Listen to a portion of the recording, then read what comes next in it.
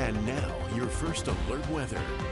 A good amount of rain showers and thunderstorms out this afternoon, yet most of those are being contained in our highlands and mountains. Meanwhile, in our valleys, it has been a beautiful Sunday outside, lots of blue skies. We really haven't seen any bits of those rain showers or storms really approaching anywhere in the valleys. The only real place, I guess I could say, is the upper Snake River Plain up towards Rexburg is getting a little bit threatened by some rain showers out and around there. But Idaho Falls out south towards Pocatello and into the Magic Valley, it's been like this all day long. 82 degrees out right now in Idaho Falls. Temperatures have gotten into the lower 80s for most of the valleys here. It is Sunday afternoon with winds nice and light at 3 miles an hour. Elsewhere, here's what we're dealing with left out tonight for the rain showers. If you look at this 1 hour loop, you can tell most of our popcorn storms, so to speak, are slowly fading away. You can tell that in the highlands east, the storms moving east of the Snake River Plain in the highlands there, slowly moving out southeast towards Soda Springs. There's still a good thunderstorm lingering just on the south side of Soda Springs out right now, with a little bit of wet weather getting into Bear Lake County as well. The stretch of rain goes all the way up into western Wyoming, but most of it is just light rain showers left up all the way towards Yellowstone National Park, across areas of Fremont and Clark counties. And we also have a batch of wet weather that's hanging around Mackay and Arco out this afternoon too, with a little bit of rain getting into Oakley too out this afternoon. Now, this is going to continue on for the next few hours before we dry up here tonight, as most of our fuel is from that daytime heating. But if you notice, we've only had enough moisture in the region here this afternoon to fuel up those storms across our local highlands and mountains. It's not really scattered everywhere, again,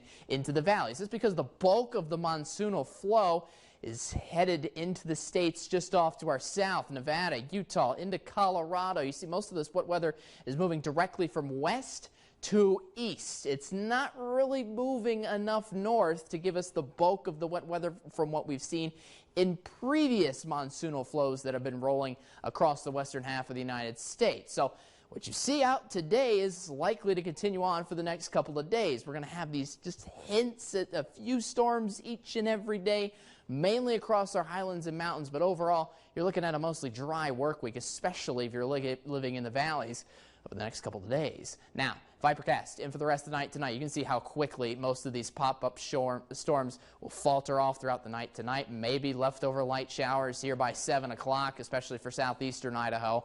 But besides that, we're looking to be pretty done and rolling into a nice, mostly clear night out tonight for Monday afternoon. Less storms than what we saw out today. Maybe some pop-up showers up by central Idaho and the southern highlands. But coming on Tuesday, we're expecting a greater number of storms in those certain areas. But again, we keep it mostly to the southern highlands and into the high country around central Idaho. If you've been paying attention to anywhere in the Snake River Plain, we keep that area mostly sunny all the way up at least into Wednesday. Now, with our weather pattern not changing too much over the next couple of days, our temperatures aren't expected to really change much over the next couple of days either. So the highs over the weekend that were around 80 degrees for the valleys are going to continue to do so heading into the work week. 81 for McCam and 75 for Lava Hot Springs. Lows tonight down into the 40s across the region. 70 for Yellowstone, 73 for Jackson, 78 for St. Anthony tomorrow afternoon to start off your Monday. 82 in Salmon, 76 in Arco. And lastly, the Snake River Plain, we have highs back into the lower 80s once again. In the 8-day forecast in Blackfoot, 81 degrees. You see a hint at some rain chances potentially getting into the valleys here for Wednesday and Thursday, but even then it's only a light 20% chance before we return to the sunshine heading into next weekend. Rexburg, 79 degrees. Highs getting into the lower 70s potentially by the end of the work week, but we're looking at a sunny weekend on tap next weekend. Jackson, 40 to 50% rain chances on Wednesday and Thursday, maybe even a sliver of a chance of rain on Tuesday too. But overall, we'll look for a nice, mostly sunny day tomorrow. Salmon, 82 degrees. Highs are going to be in the 70s for your Wednesday through Friday, with just that 20% chance of rain on Wednesday.